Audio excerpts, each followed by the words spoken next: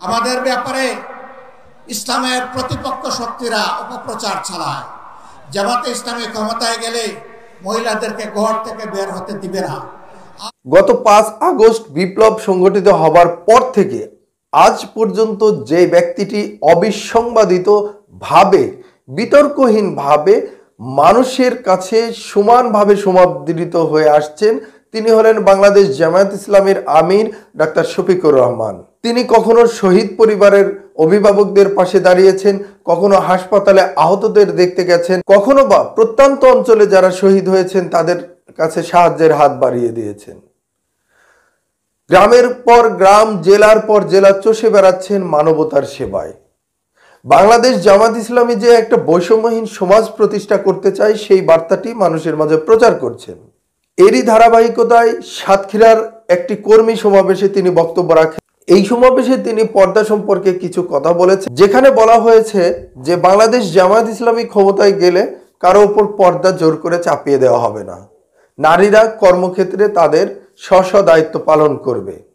এখানে তিনি স্পষ্ট করেছেন যে অন্য ধর্মের নারীদের উপর পর্দার বিধান চাপিয়ে দেওয়া হবে না। কিন্তু বাংলাদেশের কিছু কুচক্রী মিডিয়া এবং আলেম নামের কিছু কুচক্রী মহল তার এই বক্তব্যকে বিকৃত করে প্রচার করছে যাতে তার সুনাম ক্ষুণ্ণ হয়। কিন্তু তারা বুঝতে পারছে না যে ডাক্তার শফিকুর রহমান বর্তমান সময়ে সবচেয়ে গ্রহণযোগ্য একটি ব্যক্তিত্বের নাম।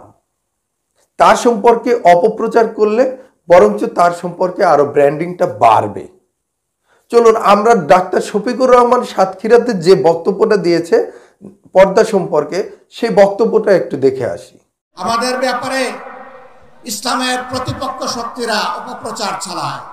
জামাতে ইসলামী ক্ষমতায় গেলে মহিলাদেরকে ঘর থেকে বের হতে দিবে না, আর যদি দেও আস্তে করে এনে জোর করে একটা বুরকা পরাই দেবে। জোর করে পরানো লাগবে না। যে দেশে ইসলাম কায়েম হবে এদেশের মানুষেরা, মায়েরা আনন্দের সাথে সেদিন তারা ইজ্জতের জন্য তাদের সম্মানের মর্যাদার পোশাক পরিধান করবে। তারপরেও কোনো মা, কোনো বোন যদি এই পোশাকের বাইরে থাকেন, আমরা তাদেরকে কথা দিচ্ছি, নিশ্চয়তা দিচ্ছি, কারো উপর জোর খাটানো হবে না। কারণ এদেশে শুধু মুসলমানরা বসবাস করে না, অন্যান্য ধর্মের লোকেরাও বসবাস করে। তারা তো আমাদের ধর্ম যেহেতু গ্রহণ করেনি, তাদের জন্য ইসলামের প্রেসক্রাইব করা পর্দাও তাদের জন্য প্রযোজ্য নয়। তারা যদি ইসলামের সৌন্দর্যে অভিভূত হয়ে ইসলাম কবুল করে সেটা ভিন্ন কথা। তাদেরকে ইসলাম গ্রহণ করতে কাউকেই বাধ্য করা হবে না। সম্মানিত সহকর্মী বৃন্দ, এই দেশে শুধু মুসলমানরা বসবাস করে না, হিন্দু, খ্রিস্টান, বৌদ্ধ ধর্মের লোকেরাও বসবাস করে। ডাক্তার শফিকুর রহমানের এই বক্তব্য দেখার পর আপনাদের কি মনে হয়েছে সেটা কমেন্ট বক্সে জানাবেন। তবে যারা বুদ্ধিমান ব্যক্তি তারা অবশ্যই বুঝতে পারবেন যে ভিন্ন ধর্মের একজন নারীর উপর ইসলামের যে পর্দার বিধান এটা চাপিয়ে দেওয়া বৈধ হবে না।